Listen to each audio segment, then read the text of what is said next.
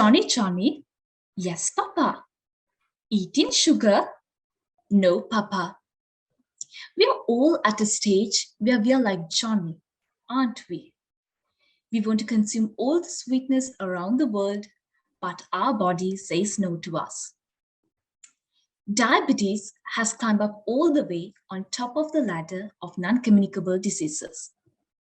Earlier, it was mainly adults who got diagnosed with diabetes, but at present, it can be seen everywhere, from kids to elders. You could be already a victim of diabetes, or probably you're on your way to get yourself trapped in this chronic disease. Today, we are here to enrich your knowledge on how to tackle diabetes with our traditional and local foods. To share his insights on this imperative subject, we are joined with Dr. Madhur Jayasinghe, a senior lecturer of the Department of Food Science and Technology of University of Sri Jayawardhanapura. A very good day to you, sir. Hello, Asini. Sir, to start off our discussion, we know that bitter gourd and cane reed, also known as thebukula, are taken for diabetes. Not only these foods are taken to diagnose diabetes, they can be also taken to prevent diabetes before it comes. So, sir, what are the other traditional and local foods which can be taken for diabetes, and especially for type 2 diabetes? And sir, how do these foods minimize the risk of diabetes? All right. So, Asini, you mentioned two prime examples of locally available foods, native foods in Sri Lanka, where traditionally people have been consuming for years to minimize the risk of type 2 diabetes. Right. So these are becoming popular, not only the examples that you have mentioned, almost all the endemic spices that we are consuming in our daily culinary. For an example, cinnamon, cardamom, clove, turmeric, and light spices, nutmeg. These traditional spices we use has an ability to increase the insulin sensitivity in our body. So experimentally, they are proven to be good foods in type 2 diabetes management. So that's one food category that I mentioned to prevent or minimize the risk of type 2 diabetes. These spices of ours, they play a great role. Now, experimentally, when we look at the statistics, even in the recent 20 years, where the Asians, South Asians have been converting to more junk foods, a modernized diet, which we call, although that's the scenario, still the type 2 diabetes rates are kept in a suppressed manner as a result of this spice consumption, we believe, right? So spices, herbs, and condiments are an important category to prevent and minimize the risk of type 2 diabetes. Another food category is like pulses, leguminous pulses. So we consume lots of starchy foods. We know starch in considerable portion sizes can impact on triggering type 2 diabetes. So reducing the starches, complex starches, refined starches that we consume and replacing them by leguminous pulses like cowpeas, green gram, or mung bean in other words, chickpeas and horse gram cultivated in Asia, although not particularly in Sri Lanka. So these kind of leguminous pulses, although they don't have the active compounds to suppress the diabetes induction, like the spices that I have mentioned before, they are better as replacements of our regular starchy foods because they have high contents of resistant starch. Resistant starch, more or less, keeps intact in our digestive tract until it becomes fecal matter. So no glucose has been formed by the digestion, so it's resistant to digestion. So resistant starch content is higher in these leguminous pulses, unlike the highly digestible carbohydrate available wheat flour, rice flour, and other flours we usually consume. So it's better to mix these things up, replace the usual flour or grains that we consume by these leguminous pulses. That's the second category. The third traditional or native foods that we can consider is highly fibrous vegetables, leafy or non-leafy vegetables. I'll take two simple examples. Centella, gotukola in Sinhala terms, Centella asiatica. So it's high in fiber, more than 50% insoluble and soluble fiber. Sesbania grandiflora, Katurumurunga leaves. Likewise, there are many other leaves, leafy vegetables. They can be non-leafy vegetables like drumsticks. So these are high in fiber. What happens when we consume high fibrous foods with our starchy foods is, now they entrap the carbohydrates, not enabling them to get readily digested by our amylase enzymes. So the digestion of carbohydrate takes time when we have fiber in our diet. So the glucose digestion is reduced. It's happening gradually. The glucose release to the bloodstream happens gradually. So these three categories: endemic spices, herbs, and condiments, leguminous pulses, high fibrous, leafy or non-leafy vegetables. This can be recommended to our community as an entity. Yes, sir. Sir, the World's Diabetes Day was on last 14th November, and the last year theme was access to diabetes care. This was to highlight that the world population still do not have the access for proper diabetes care. And this shows the importance of continuous development and improvement in this field. When talking about researchers, the identification and clinical investigation of bioactive substances from plants to treat for diabetes is a great achievement which has been accomplished today. So, sir, we would like to know whether there are any research findings that may help prevent diabetes with respect to our traditional foods. Right. It's a good question, Asini. So I'll answer that. The research findings with respect to my first-hand experience, combining them as well. Right. So some of these facts that I'm going to discuss are pretty simple, but still we are not quite aware, so we are not applying them to minimize the risk of A2D. So first of all, the cooking method. The cooking method is pretty important. So when we cook carbohydrate foods, there are two main cooking methods we domestically practice.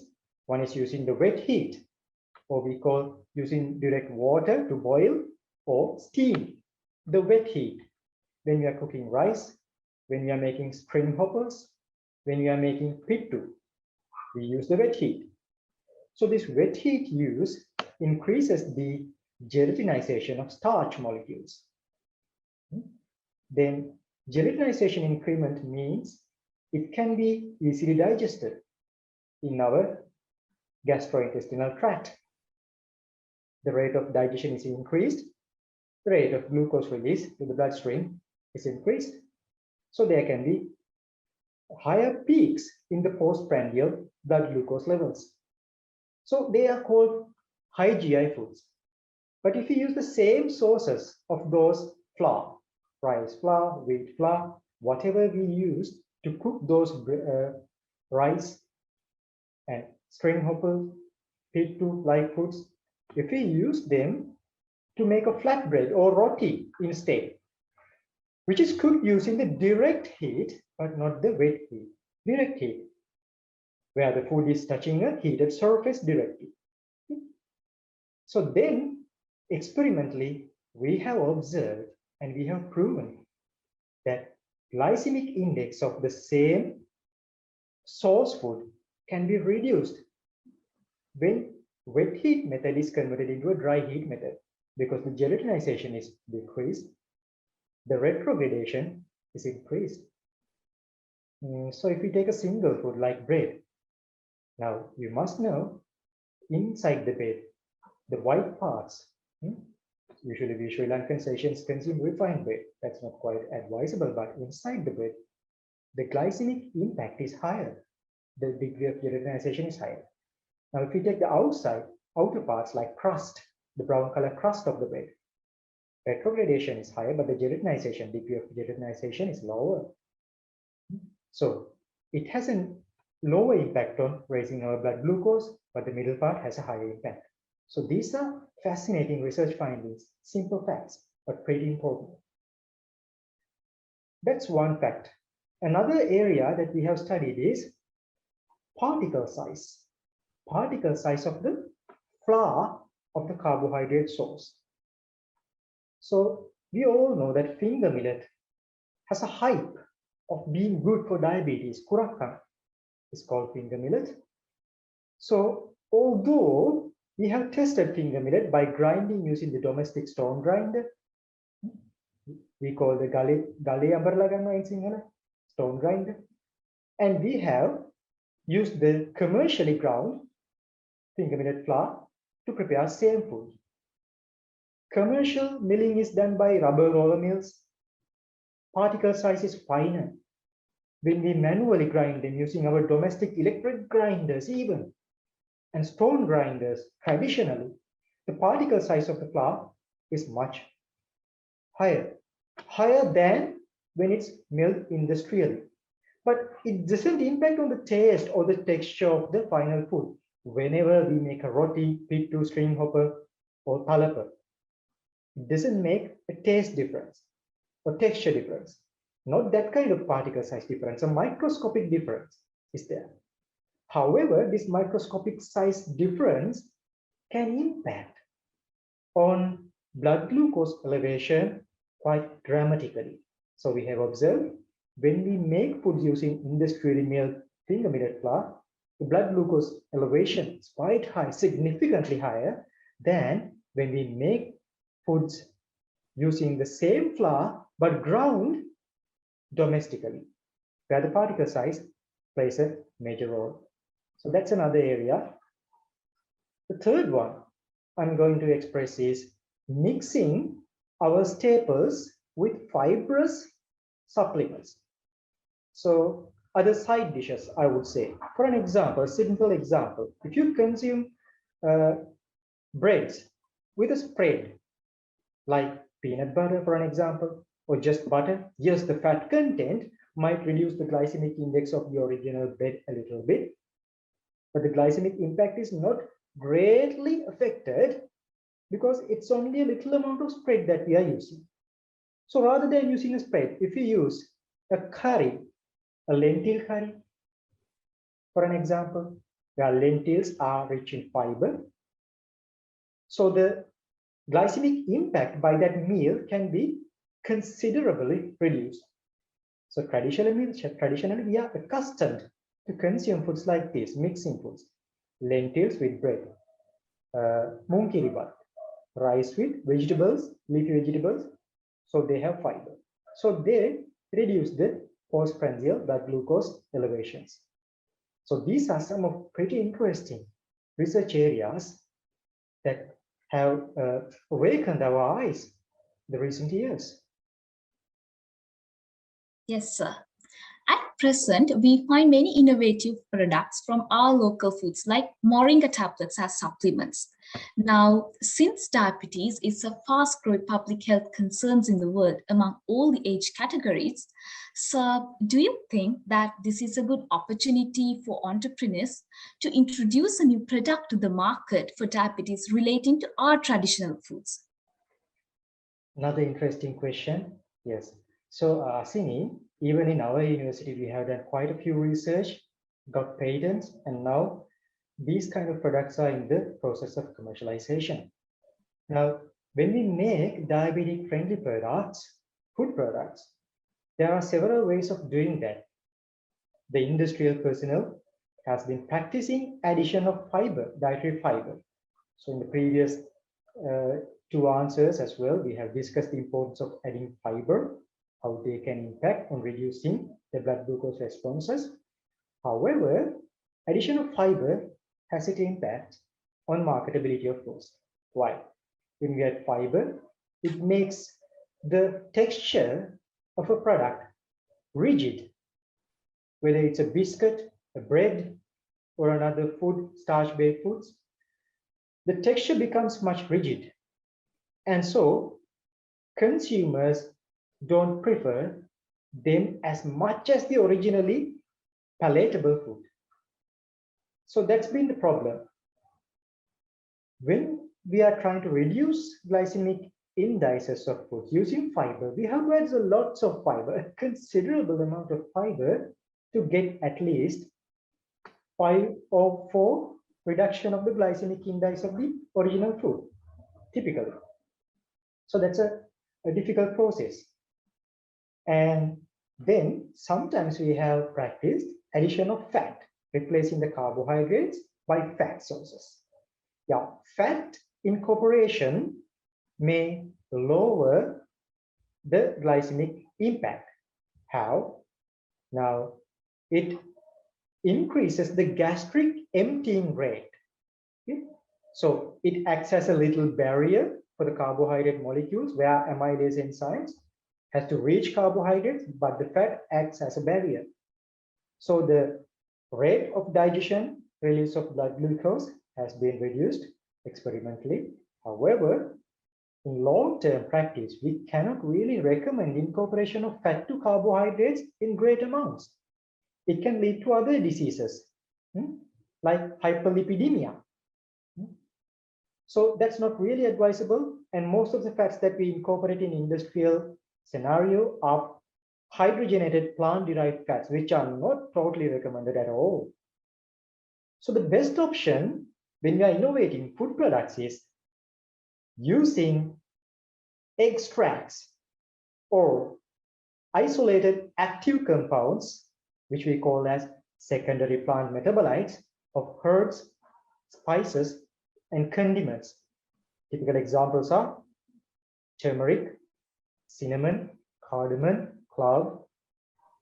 Even fruits like pomegranate. I know pomegranate contains simple sugars, but experimentally it has proved the pomegranate peel and the fruit itself, seeds itself, they contain active compounds that can impact positively on glycemic indices. Gooseberry, what we call amla, a popular medicine we use in Ayurvedic medicine or Sri Lankan traditional medicine called Helavedakama. It's pretty effective in reducing the postprandial blood glucose elevations. So gooseberry, amla, pomegranate-like fruits, cinnamon, cardamom, clove, and turmeric, garlic, red onion, like spices, herbs, and condiments. Curry leaf, it's very popular to reduce the risk of diabetes. So these kinds of herbs, spices, condiments, and native fruit types. Taking their extracts, adding a minuscule amount to the original food. As the original food's taste won't be affected, might be a good solution. We have done this, practiced this. So last 2 years, we have obtained patents for low GI sugar. Cane sugar, we know the glycemic index value is usually between 64 to 68. But we produced a novel sugar product. No other changes in the production process is done. No other optimization is done. Just incorporating some of these selected spices actually too. We incorporated them in particular time and temperature combinations and lowered the glycemic index of the typical cane sugar to 38 from average 66, like a half a reduction. So that's patented now, in the process of coming to the market. And you know, when we consume foods, we have a bad habit of consuming a sweetened dessert after a starchy main meal, which is not quite good. So there can be one peak of blood glucose elevation after consuming the main meal, and there can be a double peak, a second peak, after consuming a sweetened dessert. It can be candies, chocolates, sweetened yogurts. Fruits are not that bad. Fruits are actually good. They are better because of their fiber content and lower glycemic loads. But usually our dietary patterns are changed. Now we are consuming sweetened desserts, like ice cream especially. They are not good, not advisable after consuming a main meal. But still, we have tried incorporating turmeric cinnamon, like spice oleoresins, means small drops that would actually not impact on the original taste of these yogurts, ice creams in a bad way. They impact the original taste in a better way. Ginger, turmeric, nutmeg oleoresins, they are preferred by preferably Asian community.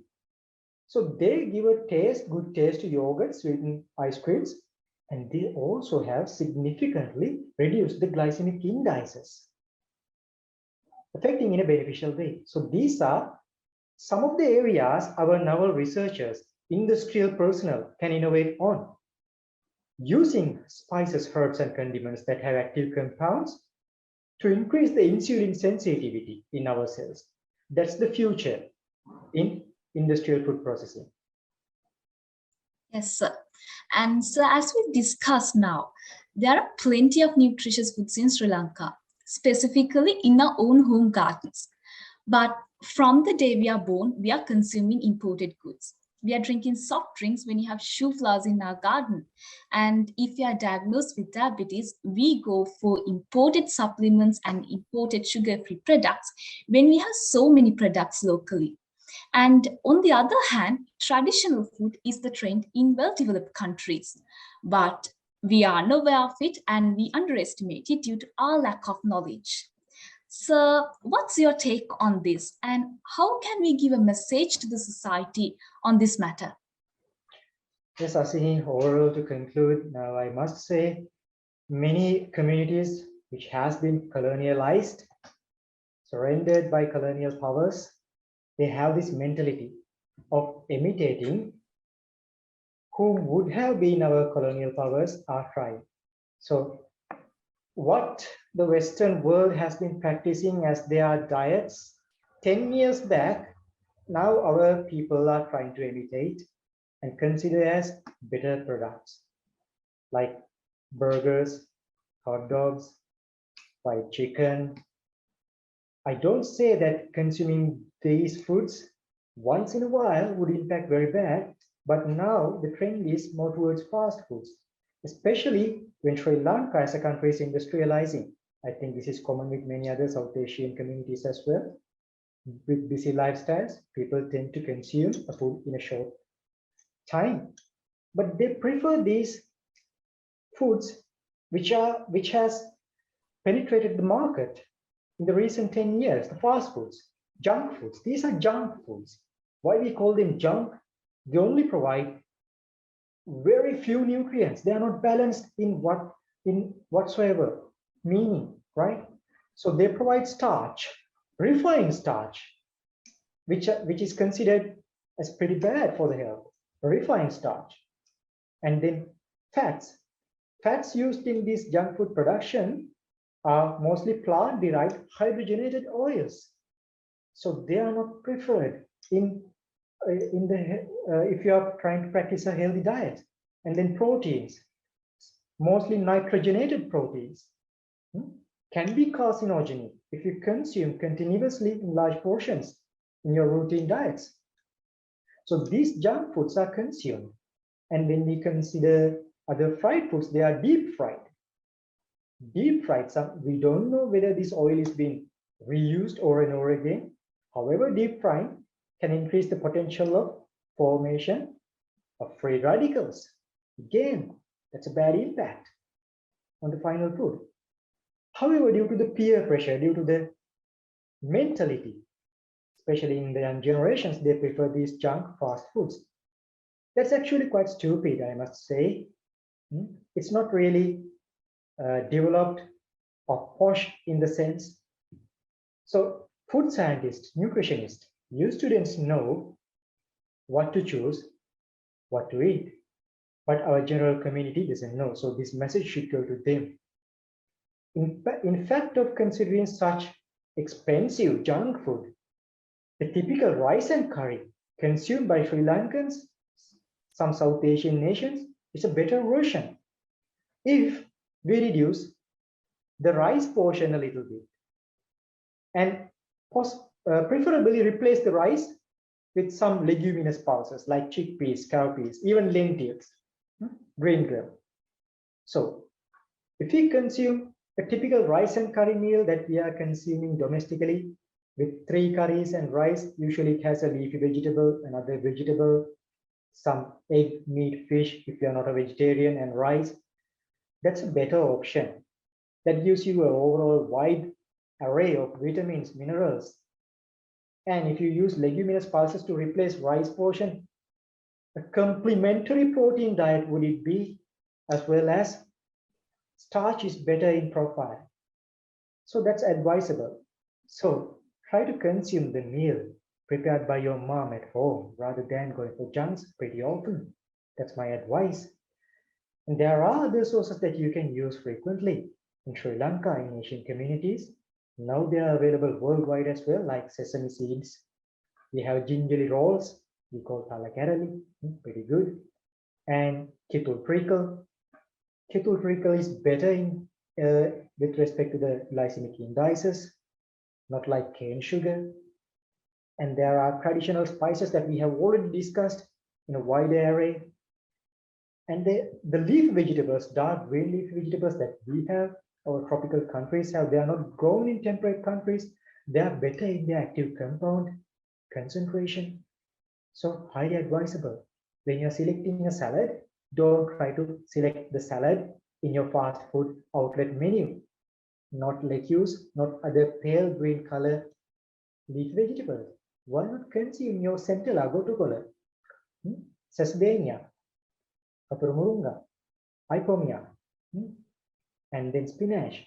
Likewise, natively grown, darker, fiber-rich, active compound-rich leaf vegetables, a home-prepared salad, it's a better option. So these messages, it's a quite important thing that you are doing, giving them to the public. Hopefully, this may become useful for them, I hope. Thank you, Hasina. Yes, sir. On that note, we have come to the end of yet another valuable and an educated discussion. Our heartiest gratitude goes to Senior Lecturer of the Department of Food Science and Technology of University of Sri Jayewardenepura, Dr. Madhura Jayasinghe, for sharing his knowledge on the subject. Stay tuned with our YouTube channel for more insightful discussions. We are the Association of Food Science and Technology of University of Sri Jayewardenepura.